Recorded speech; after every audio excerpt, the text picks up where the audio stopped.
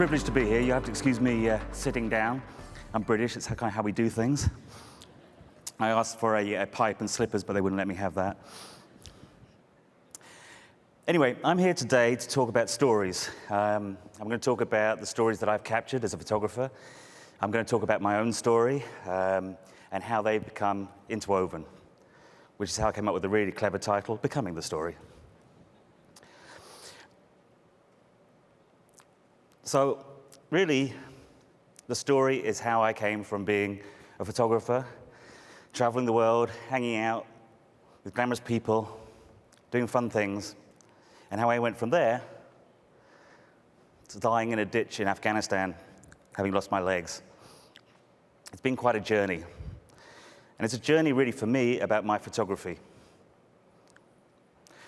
Somebody asked me recently, they had a daughter who was getting into photography, and they said, I'd love you to teach her photography. I'm happy to pay. And I looked at them and I said, you know what, I cannot take your money because photography is really easy. There's really only two things to it. You point the camera in the right direction and you press the button. That's it. I'm like, I couldn't charge you for that. But my story is how I learned in which direction to point the camera. So, as I was saying, I started off as a music photographer, a fashion photographer. I was actually injured when I was about 18. I had a car accident, ended up in hospital. Up to that point, I was going to do sport. I was trying to decide what I was going to do with my life. And at that time, unfortunately, my godfather died. And he left me two things. He left me the autobiography of the war photographer Don McCullen. And he left me a small Olympus OM10 camera. So while I was in hospital, I started to teach myself photography. I used to drive the nurses crazy as they would come in. I'll kind of take their picture all the time. I have to say, a lot of times it was when they were bending over. And that's how I learned photography. When I left hospital, I decided I wanted to be a documentary photographer. I was full of great ideals, but I had a few friends in bands. I ended up taking a few photographs of them. That led on to more of that kind of work. Then I started doing a bit of fashion, and suddenly all my good ideas had gone out the window. I remember one of my aunts saying to me, she goes, I thought you wanted to do really serious photography. Why are you doing this fashion stuff? And I said, well, it's to travel the world, go to great parties, and meet gorgeous women. She's like, no, seriously. I'm like, I'm 19 years old. This is a legitimate reason for a career. So for 10 years, that's what I did. I traveled the world, taking photographs of celebrities, of models, and it was great. I will never regret doing it. I learned a lot. But after about the end of 10 years, there was this thing always that had been nagging that somehow I kind of wasted my opportunity, that I wasn't using photography for what it could be used for. And I grew pretty depressed and cynical about the whole thing. And so one day, I completely walked away from photography. I mean, the story of what happened sounds a little bit more rock and roll than what actually happened. The story is, one day in the middle of a shoot, I threw my cameras out the window and said, that's it, I'm never working again. In fact, it was kind of a smaller, hissy fit than that. I was doing a shoot in a hotel room, and I did say, well, that's it, and threw my cameras on the bed, but they bounced off and went out the window. I kind of had to follow through there and go, yeah, I meant to do that. Meanwhile, in the back of my head thinking, how do I put that on the insurance form? Anyway, I gave up photography. I moved out of London, moved down to the coast, and chose a completely different career path. I started doing care work. I started looking after a young man who had severe autism. For 2 to 3 years, I looked after him, giving him 24-hour care, 4 days a week. It was a very intense job. He was a lovely man and somebody that became a close friend of mine, but he suffered very badly from his autism. He used to describe his life as like living in the cellar, and you could hear everyone in the kitchen having a great time, and you want to join them, but you don't know how to. As I got to know him, I realized that one of the things he struggled with was letting people understand his story, letting people into his world. And bit by bit, I realized that photography could be a way I could help him to do that. So I started documenting his life. One of the problems he had was self-harming. He used to punch himself quite hard in the face. As his carer, you weren't supposed to do anything to stop him. You had to try and talk him through it and then help him afterwards. It wasn't something you could physically stop. But I found it an incredibly upsetting thing to be part of. What was also upsetting is that he didn't get the care he received. Whenever we went to see the psychological team that was looking after him, they would always say, well, it can't be that bad. So eventually, with Nick's approval and with his family's support, we decided we would document his self-harming as well. So this was a picture I took of him after he had been self-harming. The next time we had a meeting with his counselors, we produced this picture. And miraculously, within days, he was suddenly receiving the care he needed. Now, I'm not saying my picture changed his life, but it went some small way into helping him tell his story. And it was through that I realized that I did have something I could do with photography. And my love of photography was reborn. So I decided I wanted to travel the world and use my camera to tell other people's stories.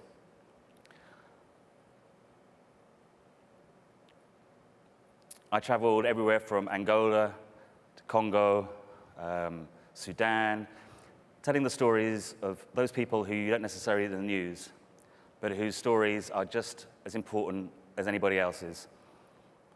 People that are often victims of circumstance, but not victims in themselves.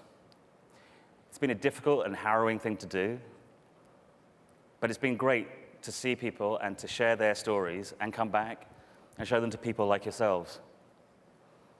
I'm going to talk just about a couple of the stories I did in a little bit more detail.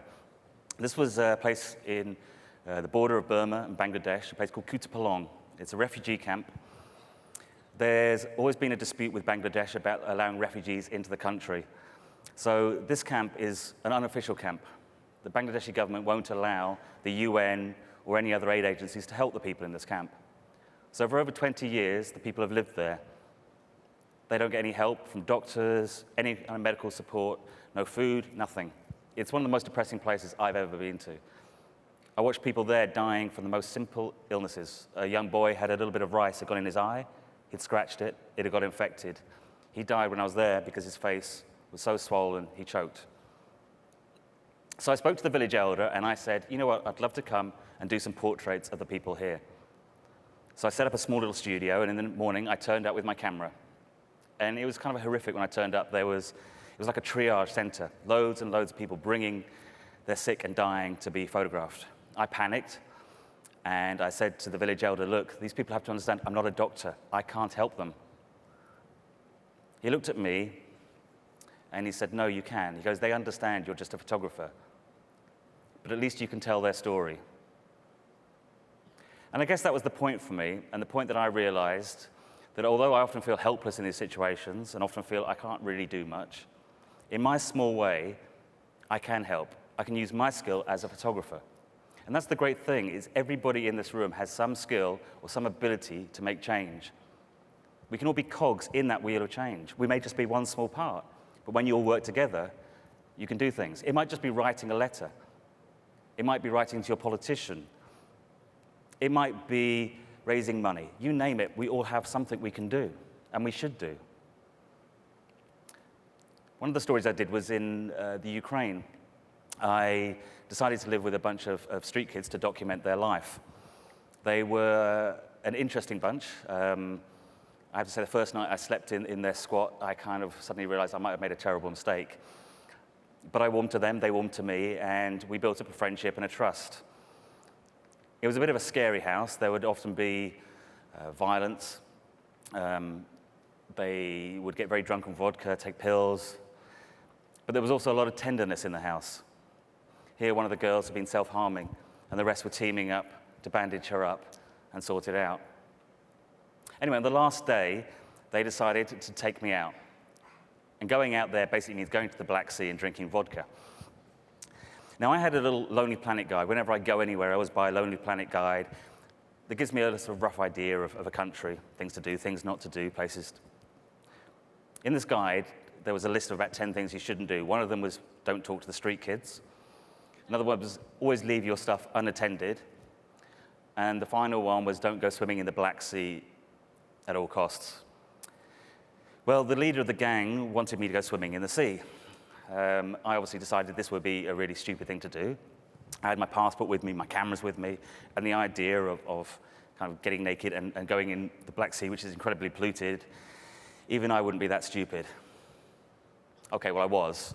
I remember actually at this point thinking to myself, I'd just given everything I owned to these street kids who were looking after it. You can see them in the background.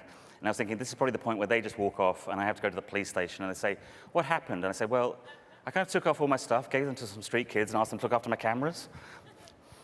But of course they didn't do anything because we built up a trust. And a trust in this kind of work is the most key thing. If people trust you and you trust them, you can create the best pictures. But there was a little kid, the kid at the back there called Lilik, and he picked up my camera and he'd been using it a couple of times over the weeks I'd been there. And he had a natural affinity for taking pictures. And on that day, I remember watching him. There were seagulls, and he kept going up to them on the beach and stamping, and the seagulls would take off, and then he would take the photograph. And I remember thinking, well, that's an intelligence. It's not just he's taking a picture of something in front of him, but he's creating an image and making it happen. So we talked about trying to get him a camera and getting it sent out to him. This was my last night, and I took this photograph just before heading off to where all my stuff was staying at a small NGO's. I had to pack everything up and come back the next morning. When I came back in the morning to say goodbye to everyone and talk to Lilik about getting his camera, I found that he was dead. He had drunk so much vodka that night, taking a few pills that he didn't know what he was, and when his girlfriend tried to wake him, he didn't move. The police came, just carted off his body in the back of a truck, and he was dumped in an unmarked grave. In many ways, nobody really cared about him. But for me, that was the purpose of why I do my work, to try and record these people's stories. I may not be able to make change in my own, but I've learned that my photography can help other people who can make the changes. So last year, while I was on patrol with a unit of the 75th Cavalry, 101st Airborne, I stepped on an IED. I immediately lost my legs, my arm, and really should have died at that point if it wasn't for the incredible work of the medevac team and the soldiers that were around me. But I'd become a triple amputee. I'd become part of the story. At that time, I thought maybe this would be the end, that I would have to give up photography. Most people told me I probably wouldn't walk again. I would need a carer for the rest of my life. I have a slightly stubborn trait, and I decided that wasn't going to happen. One of the first things I wanted to do was to take a portrait of myself that showed me the way I wanted other people to see me. That yes, I'd lost my legs, I lost my arm, but inside I was exactly the same. I wanted to be photographed the way I'd photographed others. I wanted to be shown that I was not a victim. I was a victim of circumstance. So this is the self-portrait I did. Now, since I took this picture, I've carried on my rehab. I've carried on working towards my goals. And a week this Sunday, I'll be returning to Afghanistan. I'll be returning to the work that I love. A lot of people have said to me, it's a crazy idea, or people have said, you're very brave. I'm none of those things. I'm, in fact, incredibly lucky. I see myself as a better person than I was 2 years ago. I'm a lot stronger, I'm a lot more focused, and I'm a lot happier, actually. And next week, I get to go back and do the job I love. I'm doing it because it's what I do, I'm doing it because I can do it, and I'm doing it because I believe I should do it. I'm going to ask you just one small thing. When I'm back in Afghanistan next week and you wake up and you're having your breakfast, just think of me there and just think to yourself, what is it that I can do? What is it that I should do? And just do one small little thing. Just be one little part in that big cog. And hopefully, all together, we can make the world change a little bit. Thank you very much.